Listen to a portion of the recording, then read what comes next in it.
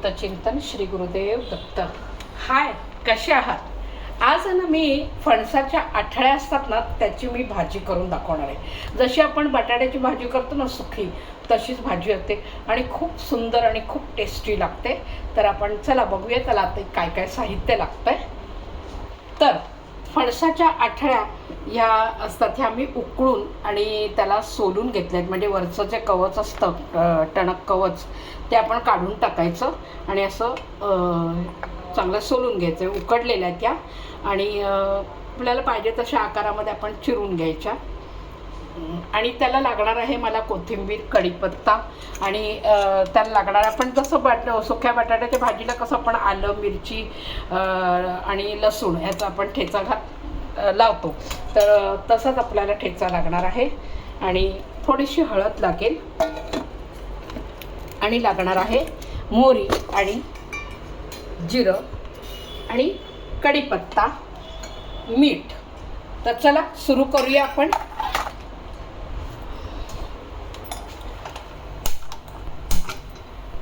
आता आपल्याला ही कढई तापली की आता आपल्याला तेल घालायचं आहे.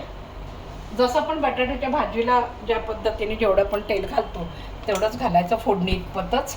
फार आपल्याला तेलकट करायची नाही आहे.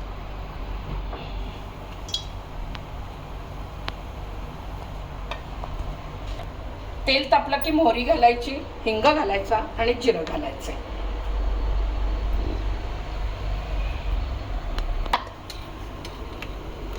मोहरी घालायची.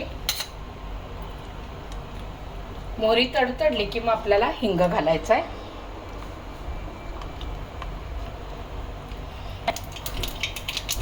मोहरी तडतडली तर आपल्याला घालायचं हिंग, मग घालायचं जिरं आणि ह्यात घालणार आहे आता मी कढीपत्ता.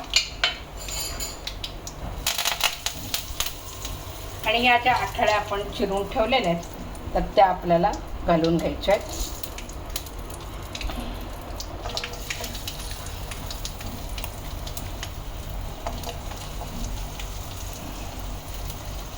बारीक करते. आपलं हे आता सगळं घालून झालं. आता याला मंद आचेवरती आपल्याला वाफ आणायची आहे. ह्याचं काम झालेलं. त्याच्यामध्ये घालायची आपल्याला हळद. आणि मी मगाशी म्हटलं तसं हा ठेचा आहे आपण तयार करून घेतलेला, तो याच्यात घालणार आहे. मीठ घालायचं आहे.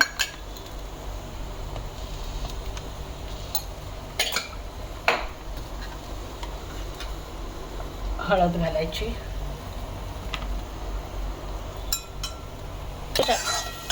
आता ह्याला आपल्याला ना थोडंसं किंचित असं पाणी लागणार आहे. ते पण थोडंसं घालायचं आहे, कारण वाफ आणायची. म्हणजे थोडंसं ते मसाला जो आपण घातलेला आहे त्याच्यामध्ये तर पाणी घातलं की त्याला छान मसाल्याचा स्वाद त्याच्यामध्ये उतरेल, म्हणून थोडंसं पाणी लागणार आहे. आणि आता ह्याला छान 2-3 मिनिटाची आपल्याला वाफ आणायची.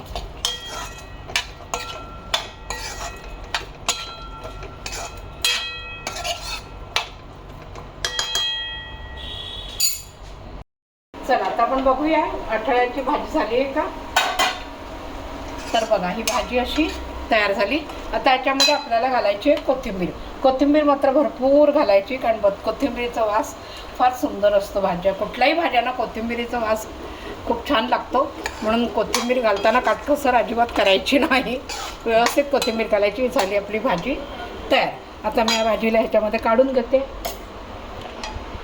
गॅस बंद केला. आता ही भाजी याच्यात काढून घेते. म्हणजे ही आपल्याला वाढताना कशी सर्व करताना छान वाटतं. छोट्या छोट्याशा भांड्यामध्ये काढून घेतलं की. तर बघा माझी फणसाच्या आठळ्यांची भाजी तयार झाली आहे. तर आपणही बघा आणि अशाच पद्धतीने भाजी करून की ही कशा पद्धतीने होते, कशी लागते चवीला आणि तुम्हाला आवडते की नाही. तर बघा तुम्ही पण करून. आणि लाईक करा, शेअर करा, सबस्क्राईब करा आणि नवनवीन व्हिडिओ बघायला रेडी राहा. चला पुन्हा भेटूया. बाय.